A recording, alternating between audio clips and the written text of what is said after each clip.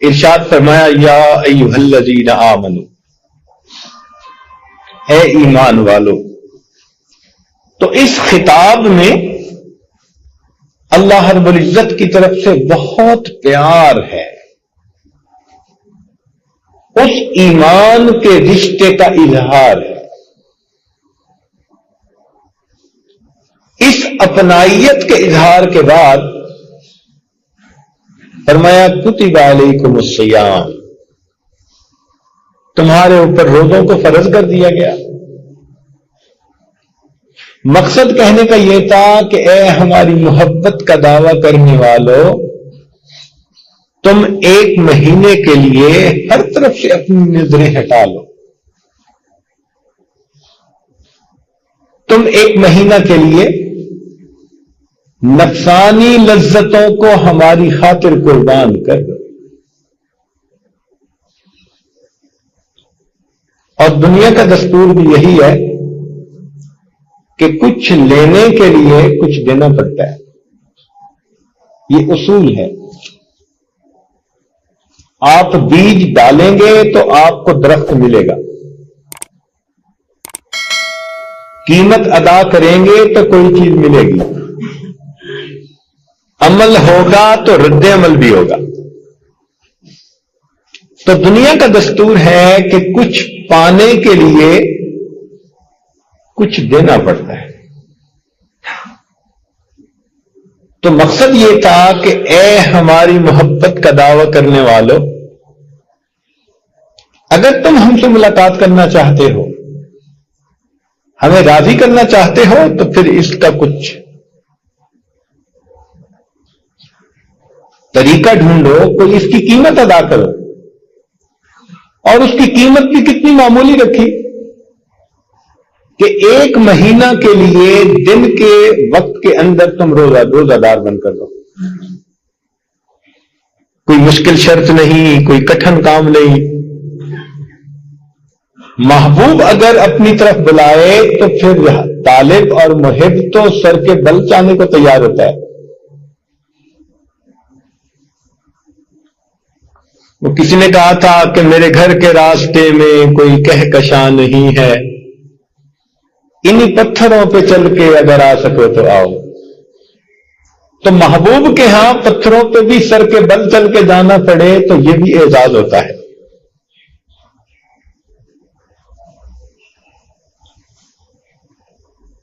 بلکہ لوگ کہتے ہیں جی کہ ہم اپنے محبوب کی خاطر اپنا مال لٹانے کو تیار، ہم اپنی جان دینے کو تیار. ارے دنیا کی نفسانی محبتوں کا حال دیکھو کہ ایک خاتون شیری نے اپنے چاہنے والے فرحاد سے کہا تھا کہ اس پہاڑ سے دودھ کی نہر نکالو، تو کتابوں میں لکھا ہے کہ اس نے پہاڑ کو کھودنا شروع کر دیا. اگر دنیا کی فانی محبوبوں کی خاطر لوگ پہاڑوں کو توڑنے پہ آمادہ ہو جاتے ہیں، تو اے ہمارے چاہنے والوں، تم ہماری ملاقات کی خاطر، ہماری رضا کی خاطر کیا ایک مہینے کے روزے بھی نہیں رکھ سکتے؟ تو فرمایا کتب علیکم الصیام، ہم نے تمہارے اوپر روزوں کو فرض کر دیا گیا،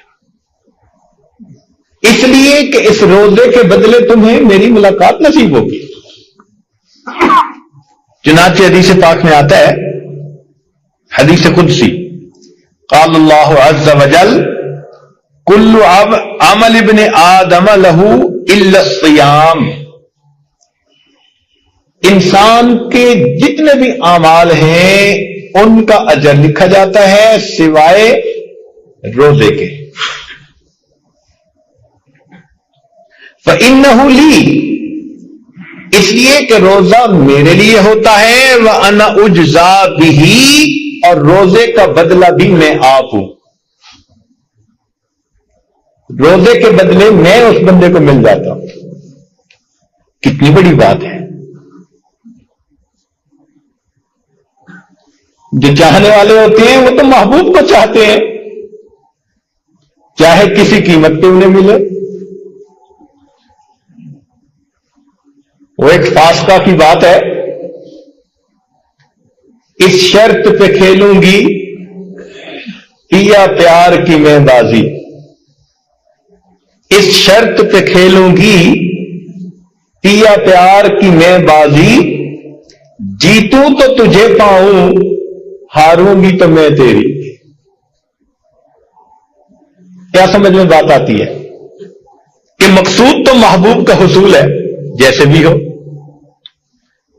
تو ایمان والوں کے لیے یہ کتنی خوشی کی بات ہے کہ فقط ایک مہینہ کے روزے رکھنے کا بدلہ اللہ تعالیٰ فرماتے ہیں انا اجزا بہی، اس بندے کو میں مل جاتا ہوں۔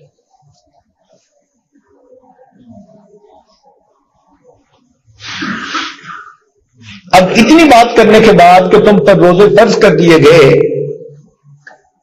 ممکن تھا کہ لوگوں کے دل میں بات آتی جی کہ اللہ تعالیٰ ہم سے خفا ہو گئے، لہذا انہوں نے ہم پر پابندیاں لگا دی، تم کھا نہیں سکتے، پی نہیں سکتے، بیوی سے نہیں مل سکتے۔ تو اس وہم کو بھی دور کر دیا، فرمایا کما کتب علی الذین من قبلکم، یہ پابندیاں تم پر نہیں لگی، تم سے پہلے والے لوگوں پر بھی اسی عبادت کو فرض کیا گیا تھا، یہ اسی کی کنٹینیویشن ہے، کوئی نئی پابندی نہیں ہے۔ تم سے پہلے والے جو ہمارے عاشق دنیا میں گزرے، چاہنے والے گزرے، یہ عمل وہ بھی کرتے چلے گئے، تم بھی وہی عمل کرو۔ چنانچہ روزہ ایک ایسی عبادت ہے کہ جو عبادت تمام انبیاء نے کی۔ حضرت آدم علیہ السلام کے بارے میں آتا ہے کہ جب ان کو دنیا میں بھیجا گیا تو جو جنت کا حسن تھا وہ تو جنت میں ہی رہ گیا۔ تو ایک مرتبہ انہوں نے پانی میں جب اپنا چہرہ دیکھا اور وہ جنت کا حسن و جمال، وہ رعنائی ان کو نظر نہ آئی تو وہ افسردہ ہوئے کہ اے اللہ، جنت کی پوشاک بھی مجھ سے لے لی گئی اور وہ حسن و جمال بھی لے لیا گیا۔ تو پھر ان کو ارشاد ہوا کہ تم مہینے کے 3 روزے رکھو، ان کو ایام بیز کہتے ہیں، 13، 14، 15 چاند کے اعتبار سے، کیونکہ ان تینوں تاریخوں میں چاند کی روشنی بھرپور ہوتی ہے، روشن راتیں ہوتی ہیں۔ تو ان روزوں کی برکت سے آپ کے اوپر نور چہرے پہ آئے گا کہ جو جنتی نور کا مشابہت رکھنے والا ہوگا۔ چنانچہ انہوں نے ایام بیز کے روزے شروع کیے، پھر اس کے بعد حضرت نوح علیہ السلام نے روزے رکھے، حضرت داؤد علیہ السلام کو اللہ تعالیٰ نے دنیا کی شاہی بھی دی اور پیغمبری بھی عطا کی، تو انہوں نے ایک دن روزہ ایک دن افطار، ایک دن روزہ ایک دن، سال کے 6 مہینے روزہ رہتے تھے۔ حضرت موسیٰ علیہ السلام جب کوہ طور پر گئے تو انہوں نے 40 دن روزے رکھے، حضرت یحییٰ علیہ السلام نے بھی روزے رکھے، حضرت عیسیٰ علیہ السلام نے بھی 2 مہینے روزے رکھے، اور تو اور ہندو براہمن بھی 24 روزے رکھتے ہیں اور وہ اس کو برت کہتے ہیں۔ دینی دھرم میں بھی 40 دن کا روزہ۔ اب یہاں پر ایک نکتہ سمجھنے والا ہے کہ نبی علیہ الصلوۃ والسلام تو امی تھے۔ امی کا مطلب ہوتا ہے کہ جس نے کسی کے سامنے شاگرد بن کر تعلیم نہ پائی ہو۔ انہوں نے کوئی کتاب نہیں پڑھی تھی، تقابل ادیان کا جو ہے وہ مضمون نہیں پڑھا تھا، نہ ان کو کسی نے عیسائیت پڑھائی، نہ یہودیت پڑھائی، نہ اس سے پہلے کے انبیاء کے مذاہب کے بارے میں پڑھایا، مگر اللہ رب العزت کے پیارے محبوب نے کیا بات فرمائی؟ کما کتب علی الذین من قبلکم، جیسا کہ یہ روزے تم سے پہلوں پہ فرض کیے گئے. اب یہ کوئی بندہ ایسی بات نہیں کر سکتا جس کے پاس علم نہ ہو. کیسے کوئی دعویٰ کر سکتا ہے؟ اگر وہ دعویٰ کرے تو ممکن ہے کوئی آ کر کہے جی کہ فلاں قوم پر تو روزے نہیں تھے. مگر ایسی پکی بات فرمائی کہ جو 100% ٹھیک تھی. چنانچہ انسائکلوپیڈیا برٹنیکا اس کے اندر روزے فاسٹنگ کے عنوان کے تحت یہ لفظ لکھے ہوئے ہیں کہ ہمیں دنیا کا کوئی ایسا مذہب نہیں ملا جس کے اندر روزے نہ ہو. اس بات کو پڑھ کے نا دل اتنا خوش ہوا کہ پوری دنیا کے اندر تحقیق کرنے والے آج میرے آقا صلی اللہ علیہ وسلم کی سچائی کی تصدیق کر رہے ہیں, ان کی عظمت کا لوہا مان رہے ہیں کہ انہوں نے 1400 سال پہلے فرما دیا کما کتب علی الذین من قبلکم, تم سے پہلے والوں پر بھی روزے فرض تھے. آج پتہ چلتا ہے کہ دنیا کی ہر عبادت کرنے والی قوم نے روزے رکھے. تو یہ ایک پیاری عبادت ہے. دیکھیے, ایک ہوتا ہے عبادت سے مال ملنا, عبادت سے دنیا کی شہرت ملنی, عبادت سے حور و قصور کا ملنا, جنت کا ملنا, سب فانی چیزیں ہیں. اور ایک ہے اس عبادت سے رب کریم کا مل جانا. اس سے بڑا انعام کوئی نہیں ہو سکتا. کہتے ہیں کہ ایک بادشاہ تھا, اس کی کئی بیویاں تھیں, مگر ایک سے اس کو ذرا زیادہ محبت تھی. تو دوسری بیویاں اس بات کو بڑا محسوس کرتی, آپس میں بات کرتی کہ خاندان میں ہم بہتر, حسن و جمال میں ہم بہتر, مال و منال میں ہم بہتر, فضل و کمال میں ہم بہتر. اور بادشاہ کی محبت کی وہ نظر ہم پہ نہیں اٹھتی جو اس پہ اٹھتی ہے. تو ہم بادشاہ سے پوچھیں گے. چنانچہ ایک دن انہوں نے سوال کیا کہ جی کیا مسئلہ ہے, ہم میں کس چیز کی کمی ہے؟ اس نے کہا اچھا میں کبھی تمہیں اس بات کا جواب دوں گا. کچھ دنوں کے بعد وہ بات ہی بھول گئی. تو ایک دن بادشاہ نے کہا کہ میں آج بہت خوش ہوں اور میں چاہتا ہوں کہ آپ لوگوں پر میں آج خوب اپنے انعام و اکرام کی بارش کر دوں. تو اس بات سے بیویاں جتنی خوش ہو سکتی ہیں وہ کسی اور بات سے تو نہیں ہو سکتی. چنانچہ اس نے خزانے سے بہت قیمتی ہیرے موتی جواہرات منگائے اور کہا کہ اچھا دیکھو, میں دیکھوں گا کہ کون تم میں سے کتنی اچھی چیز کو ڈھونڈتی ہے, اپنے لیے سلیکٹ کرتی ہے. چنانچہ اس نے سب رکھوا دیے اور کہا کہ جب میں اشارہ کروں گا تو تم میں سے ہر ایک اپنی پسند کی چیز پہ ہاتھ لگا لے. چنانچہ اشارہ کرنے کی دیر تھی, کسی نے ہیرے کے ہاتھ رکھا, کسی نے یاقوت پہ ہاتھ رکھا, کسی نے موتی پہ ہاتھ رکھا, کسی نے سونے پہ ہاتھ رکھا. سب نے اپنے اپنے ہاتھ مختلف چیزوں پہ رکھ لیے اور وہ جس کی بادشاہ کے ساتھ کوئی خاص محبت کی بات تھی وہ اپنی جگہ کھڑی رہی. تو سب بیویاں ہنسنے لگی کہ آج اس بے وقوف کی بات کھل جائے گی, اس کی قلعی کھل گئی کہ یہ کتنی کم عقل اور بے وقوف ہے کہ یہ کھڑی ہے, اب اس کو معمولی چیز ملے گی. تو بادشاہ نے حیران ہو کر اس سے پوچھا کہ کیا بات ہے, آپ نے کوئی چیز نہیں اپنے لیے چنی؟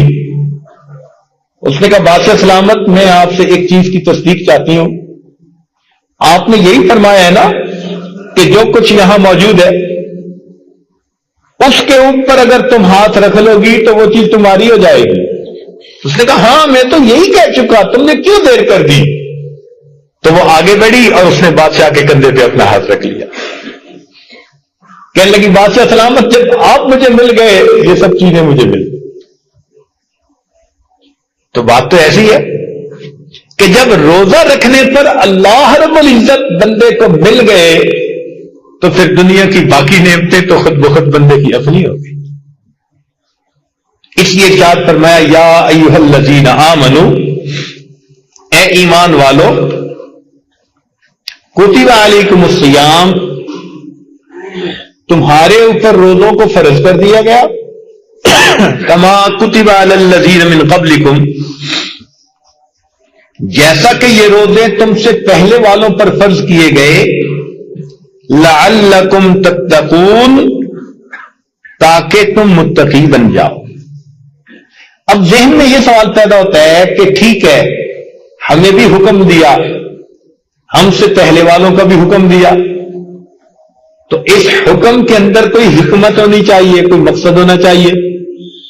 تو ساتھ مقصد بھی بتا دیا کہ اس سے ہمیں فائدہ نہیں کہ کوئی بجٹ میں کمی ہے اور اب تم اپنے خرچے کم کر لو، ایسی بات نہیں، ہمارے خزانوں میں کمی کا مسئلہ نہیں ہے. اس کا فائدہ بھی بندو تمہیں ہے. کون سا؟ لعلکم تتقون، تاکہ تم متقی بن جاؤ، تم پرہیزگار بن جاؤ، تمہاری تربیت ہو جائے کہ تم نے اپنے نفس پہ قابو کیسے پانا ہے. تو روزے کا اصل مقصد انسان کے اندر تقوی کا پیدا کرنا. تو مقصود یہ تھا کہ اگر تم سال میں 30 دن ہمارے کہنے کے مطابق جائز چیزوں کو بھی دن میں چھوڑ سکتے ہو، تو کیا باقی سال کے حصوں میں ناجائز چیزوں کو نہیں چھوڑ سکتے؟ اور جب تم اتنے اچھے کہ جائز چیزوں کو چھوڑ رہے ہو ہمارے کہنے پر، تو پھر سال کے باقی حصوں میں ناجائز چیزوں کو چھوڑنا تو بڑا ہی آسان ہے. تو یہ ایمان والوں کو اس مہینے کے اندر پریکٹس کروائی گئی، ریہرسل کروائی گئی اپنے نفس پہ قابو پانے. ورنہ بندہ بے صبر ہو جاتا ہے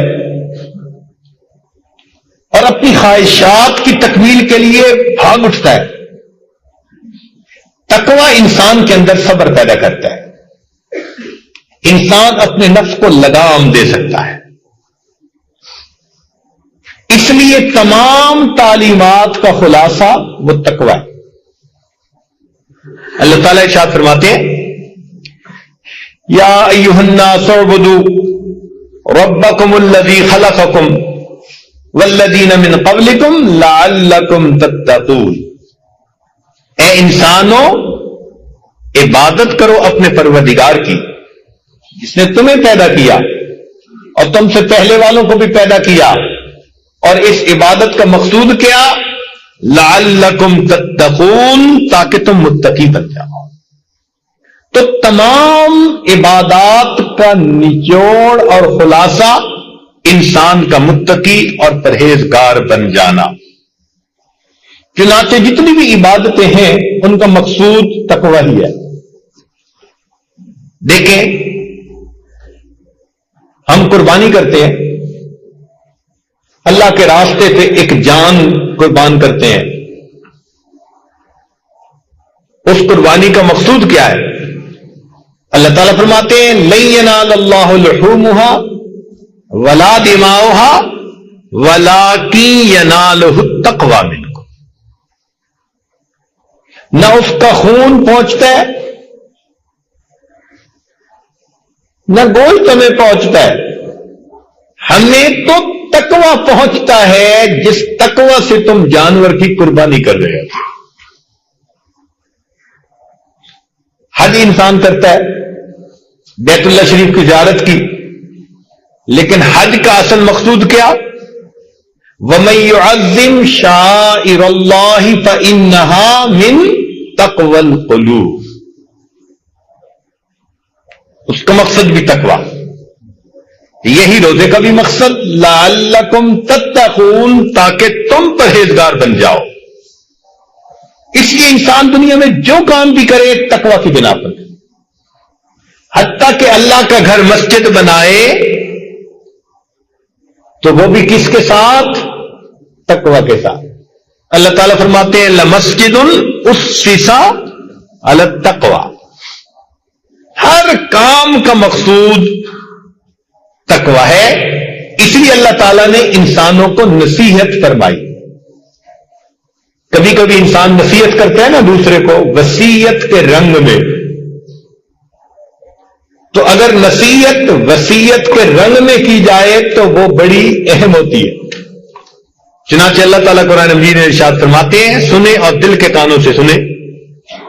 فرمایا وَلَقَدْ وَصَّيْنَا الَّذِينَ أُوتُوا الْكِتَابَ مِنْ قَبْلِكُمْ، تحقیق ہم نے تم سے پہلے والے اہل کتاب کو بھی وصیت کی، وَإِيَّاكُمْ، اور تمہیں بھی وصیت کرتے ہیں، أَنِ اتَّقُوا اللَّهَ، کہ تم اللہ سے ڈر جانا. تو قرآن مجید میں اللہ تعالیٰ اس کو فرماتے ہیں کہ ہم تمہیں وصیت کر رہے ہیں کہ تم متقی بنو. تو روزے کا اصل مقصود انسان کے اندر تقوی پیدا ہونا. اور تقوی کیا ہے کہ انسان تقوی کی بنا پر ناجائز مشتبہ ہر کام سے اپنے آپ کو بچاتا ہے. اس کو اپنے نفس پہ قابو نصیب ہو جاتا ہے، کنٹرول مل جاتا ہے. چنانچہ متقی لوگ جتنے بھی تھے وہ سب ہر طرح کے گناہوں سے بچنے والے. اب دیکھیے انسان گناہ کرتا ہے حسد کی وجہ سے، حرص کی وجہ سے، شہوت کی وجہ سے، غصے کی وجہ سے. یہی چیزیں گناہ کا سبب بنتی ہے نا.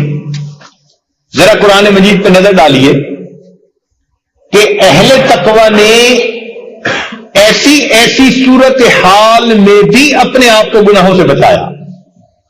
اب ذرا دیکھیے آدم علیہ السلام کے دو بیٹے حابیل اور قابیل. حابیل کی بیوی خوبصورت ہے، قابیل چاہتا تھا کہ یہ میرے نکاح میں آتی. جب نہ آئی تو اس کو بھائی سے حسد ہوا، اور حسد کی بنا پر اس نے اپنے بھائی کو کہا کہ میں تمہیں قتل کر دوں گا.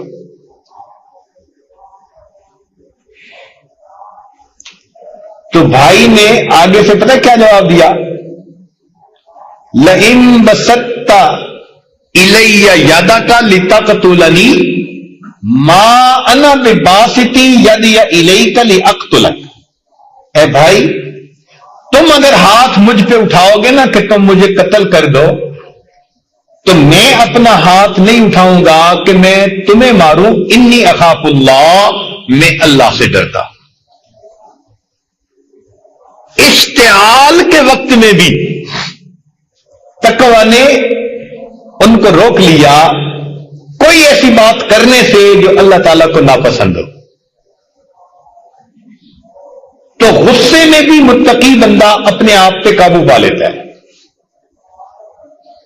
عام طور پہ گناہ شہوت کی وجہ سے ہوتے ہیں. اب دیکھیے وقت کی ملکہ ہے، فرسٹ لیڈی ہے، حسن و جمال کا پیکر ہے، اور سوچ سمجھ کے تنہائی میں خلوت میں کنڈیاں تالے لگا کے حضرت یوسف علیہ الصلوۃ والسلام کو وہ بلاتی ہے اپنی طرف. وقالت حیت لک.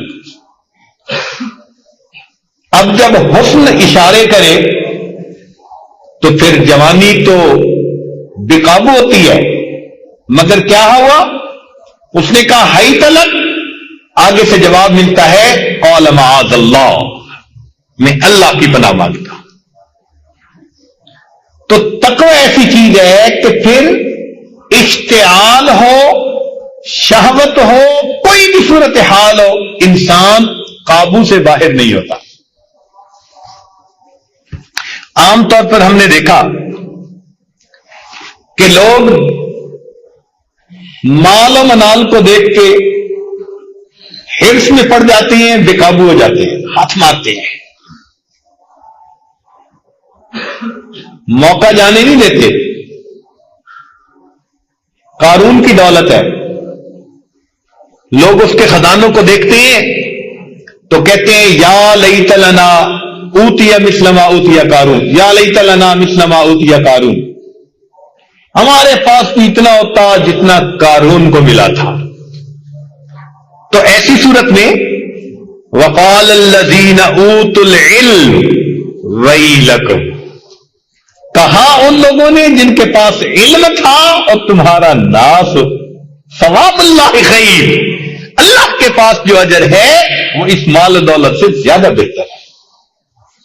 تو معلوم ہوا کہ تقوی جب دل میں ہوتا ہے تو انسان نہ حرص کرتا ہے، نہ اشتعال میں آ کر گناہ کرتا ہے، نہ اپنی شہوت کی بنا پر گناہ کرتا ہے.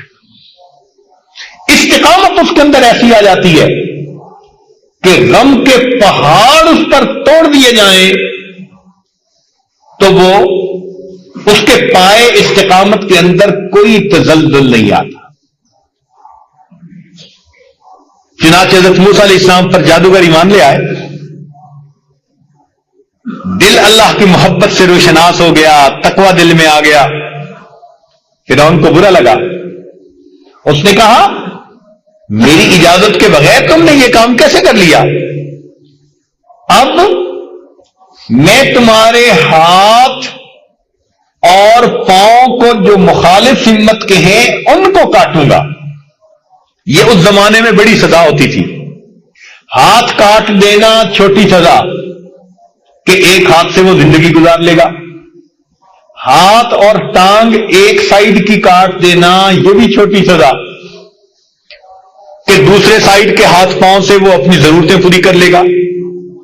وہ سمجھتے تھے اگر بازو ایک سائیڈ کا کاٹیں اور ٹانگ دوسری سائیڈ کی کاٹیں تو نہ یہ بیلنس رکھ سکتا ہے نہ کوئی کام کر سکتا ہے. یہ سب سے بڑی سزا تھی.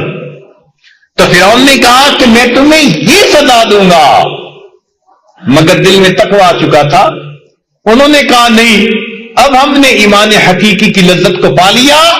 فَقْضِ مَا أَنْتَ قَاضٍ، جو تو کرنا چاہتا ہے تو کر گزر، ہم اپنی جگہ سے پیچھے نہیں ہٹ سکتے. عورت ذات کمزور ہوتی ہے، ذرا سی بات پہ خوف زدہ ہو جاتی ہے. قرآن مجید نے آسیہ بنت مزاحم جو فرعون کی بیوی تھی اس کا بھی تذکرہ کیا کہ جب وہ ایمان لے آئی تو اس کو بادشاہ نے اس وقت کہا کہ میں تمہیں چھوڑ دوں گا. اب بیوی کے لیے اس سے بڑا غم کوئی نہیں ہوتا کہ خامد اس کو دھمکائے کہ میں تمہیں چھوڑ دوں گا، یا خامد یہ کہے کہ میں تمہیں گھر سے نکال دوں گا. عورت کے لیے بے گھر ہو جانا اس سے بڑی سزا کوئی نہیں، بے سایہ ہو جانا اس سے بڑی سزا کوئی نہیں. اور وہ کوئی عام عورت نہیں تھی، وقت کے بادشاہ کی بیوی تھی. فرعون نے اپنی پوری رعایا میں سے اس کے حسن و جمال کی وجہ سے اس کو چنا تھا. وہ پیکر حسن و جمال عورت، اس کو بادشاہ کہتا ہے میں تجھے محل سے نکال دوں گا، آج کے بعد تیرا سٹیٹس ختم، تو ذلیل ہو جائے گی. لیکن اس کا دل اس عورت کا ایمان کی لذت سے آشنا ہو چکا تھا. چنانچہ اس وقت جب بادشاہ نے اس کو محل سے نکال دیا، اللہ تعالیٰ سے دعا کرتی ہے رب ابن لی عندک بیتا فی الجنہ، اے اللہ اس فرعون نے تو مجھے اپنے محل سے دھتکار دیا، میں عورت زاد ہوں، اے اللہ اس گھر کے بدلے میں مجھے جنت میں اپنے قرب کا گھر عطا فرما دی. تو معلوم ہوا کہ تقوی جب اندر آتا ہے تو انسان کے اندر اعمال پر بھی استقامت آتی ہے اور وہ پھر مختلف طرح کے گناہوں سے بھی آسانی سے بچ جاتا ہے. اس لیے روزے کا اصل مقصود کیا ہے؟ فقط بھوکا پیاسا رہنا نہیں ہے. ذرا توجہ سے سنیے، روزے کے 3 درجے ہیں. ایک ہے عوام الناس کا روزہ. یہ عوام الناس کا روزہ کیا؟ کہ انہوں نے دن کے اوقات میں کھانا نہیں، پینا نہیں، میاں بیوی والا معاملہ نہیں، 3 چیزوں سے بچنا ہے. جو بچ گیا یہ عوام الناس کا روزہ ہو گیا. لیکن ایک ہوتا ہے خواص کا روزہ، اللہ کے نیک بندوں کا روزہ، صالحین کا روزہ. اور وہ روزہ کیا ہوتا ہے کہ جس طرح کھانا پینا جماع اس سے پرہیز کرنا ہے، جسم کے کسی عضو سے بھی گناہ نہ ہو اس کی بھی وہ پابندی کرتے ہیں. چنانچہ روزہ دار آدمی آنکھ بھی روزے دار، زبان بھی روزے دار، کان بھی روزے دار، نہ آنکھ ناجائز چیز کو دیکھے، نہ زبان سے کسی کی غیبت نکلے، جھوٹ نکلے، بہتان نکلے، نہ کان سے کوئی غلط بات سنے. تو روزہ دار بندہ سر کے بالوں سے لے کے پاؤں کے ناخنوں تک روزہ دار. جو اس طرح روزہ دار بن کر رہے کہ پورا جسم اس کا شریعت کے مطابق ہے، یہ خواص کا روزہ، خاص لوگوں کا روزہ ہوتا ہے. اور حدیث پاک میں بھی اسی کو روزہ کہا گیا. سنیے نبی علیہ الصلوۃ والسلام کا ارشاد فرمان عظیم الشان. ارشاد فرمایا لیس الصیام من الاکل والشرب، کہ روزہ کھانے اور پینے سے بچنے کا ہی نام نہیں، انما الصیام من اللغو والرفث، روزہ تو ہوتا ہے لغو سے اور فحش کاموں سے بچنے کی وجہ. اب روزہ بھی رکھا اور انڈیا کے گانے بھی سنے، روزہ بھی رکھا اور بازار میں جاتے غیر محرم کا نظارہ بھی کیا، روزہ بھی رکھا اور لوگوں پہ بہتان لگائے، جھوٹ بولے، دھوکے دیے. تو ایسا روزہ پھر اللہ کے ہاں اتنا اجر نہیں پاتا. یہ ظاہر داری کر رہا ہے، حقیقت روزہ نہیں ہے اس کے پاس.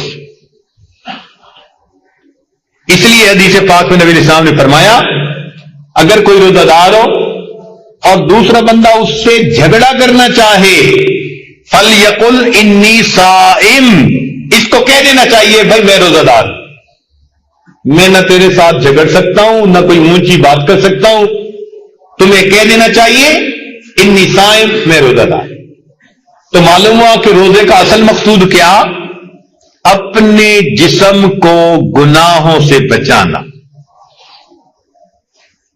ایک حدیث پاک میں آتا ہے من لم یدع قول الزور والعمل به فليس له حاجة في ان يدع طعامه وشرابه. جو بندہ جھوٹ اور اپنے عمل کے کھوٹ کو نہیں چھوڑتا، اللہ کو کوئی پرواہ نہیں اس کے بھوکا اور پیاسا رہنے کی.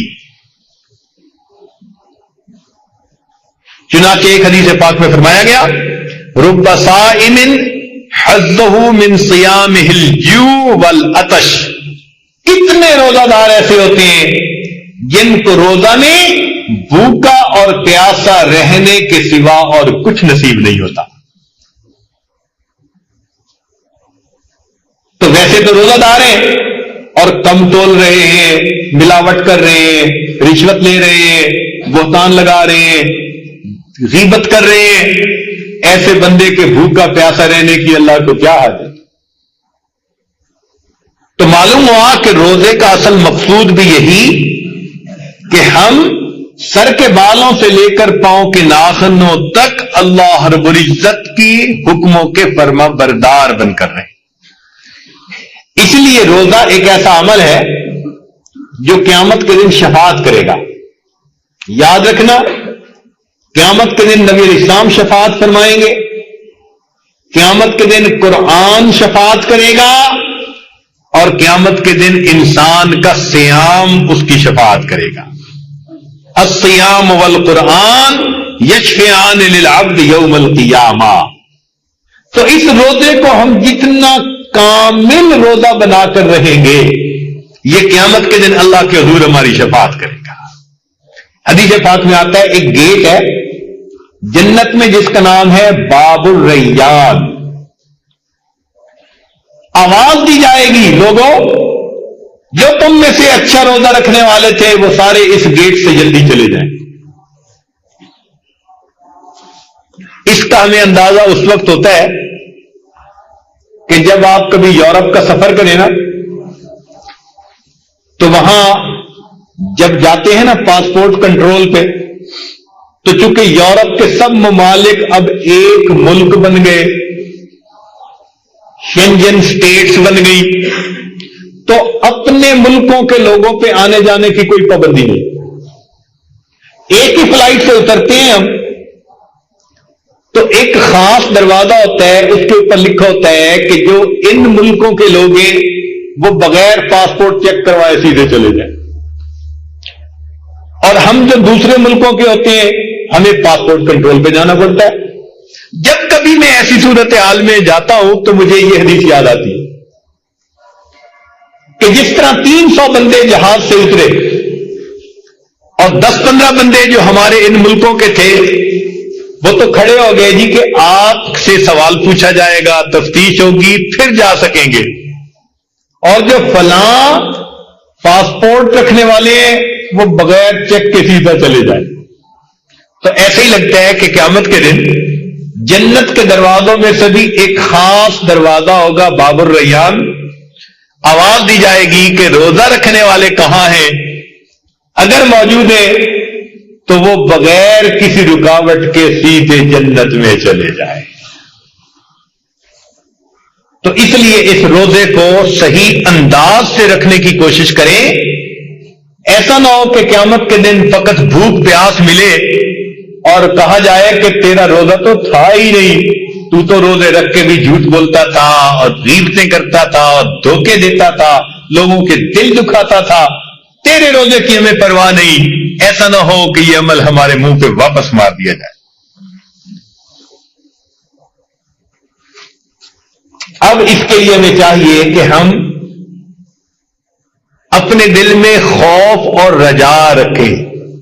خوف کہتے ہیں ڈر کو اور رجا کہتے ہیں امید کو. یعنی ڈرے بھی صحیح کہ کہیں ہمارا روزہ رد نہ کر دیا جائے, اور امید بھی رکھیں کہ جب اللہ نے ہمیں توفیق دے دی تو بادشاہ اور سخی در پہ بلا کے تو کسی کو خالی نہیں واپس بھیجتے. جس کو نہیں دینا ہوتا اس کو وہ آنے ہی نہیں دیتے, دروازے پہ ہی نہیں آنے دیتے. دروازے پہ بلا کے خالی بھیج دینا یہ سخی کی شان کے خلاف ہوتا ہے. تو جب رب کریم نے زندگی میں رمضان کے روزے رکھنے کی توفیق دے دی تو یہ اس بات کی دلیل کہ اللہ رب العزت کا ارادہ خیر کا ہے. تو امید بھی رہے اور دل میں ڈر بھی رہے, اور ایک کام اور بھی کرے کہ ان روزوں کی قبولیت کے لیے کوشش بھی کریں اور دعا بھی کریں. کوشش سے کیا مراد کہ اپنے روزے کو بچانے کی کوشش کریں. ہم یوں ہی سمجھیں ہم نے روزہ رکھ لیا, اب آنکھ غلط اٹھے گی تو ہمارے روزے کی حقیقت ختم, زبان سے جھوٹ نکلے گا روزے کی حقیقت ختم. ہم نے کوئی کام خلاف شرع کیا روزے کی حقیقت ختم. تو اپنے روزے کو بچانے کی بھی کوشش کریں. اور دعا سے کیا مطلب کہ شام کو افطار کے وقت ہم اللہ سے دعائیں بھی مانگیں. اے مولا ہم آپ کے بندے ہیں, کمزور ہیں, ہم نے ایک عمل کے لیے کوشش تو کی مگر اس میں یقیناً کوتاہیاں رہ گئیں, کمیاں رہ گئیں. میرے مولا ہماری کمزوریوں کو دیکھتے ہوئے ہم پر مہربانی فرما اور اس کو قبول کر. ایسا ہی مثال ہے ہماری کہ بچہ اگر پہلی جماعت میں جائے نا تو واپسی پہ اپنی تختی کے اوپر نا کچھ لکیریں لگا کے لے آتا ہے. وہ ٹیڑھی میڑھی پڑی بھی نہیں جاتی, اور آ کے خوش ہو کے کہتے ابو آج استاد نے مجھے تختی لکھوائی، میں نے لکھی۔ اب جب باپ دیکھتا ہے تو نہ الف سی دی نہ با ایسی، پڑھی بھی نہیں جاتی، مگر باپ اس کو انعام دے دیتا ہے۔ وہ انعام اس کی خوشخطی کا نہیں ہوتا، وہ انعام باپ کی شفقت کی وجہ سے اس بچے کی محنت کا ہوتا ہے۔ وہ سمجھتا ہے یہ کمزور ہے لیکن لکھی تو ہے نا اس میں۔ ہماری عبادتیں ایسی ہی ہیں۔ اے مولا آپ جانتے ہیں کہ ہم کمزور ہیں اور ہمارے اندر اتنی خرابیاں ہیں، ہم نے روزہ رکھ کر اس کی حفاظت کرنے کی کوشش تو کی لیکن پوری طرح حق تو ادا نہ کر سکے۔ اب اللہ اس میں جو بھی کوتاہیاں ہیں اس کو معاف کر کے، ہم محتاج ہیں، دامن پھیلائے بیٹھے ہیں، اللہ ہمارے دامن کو بھر دیجئے، ہمیں اپنے در سے خالی نہ لوٹائیے۔ اس لیے کہ دنیا میں ہمارے لیے ایک ہی در ہے۔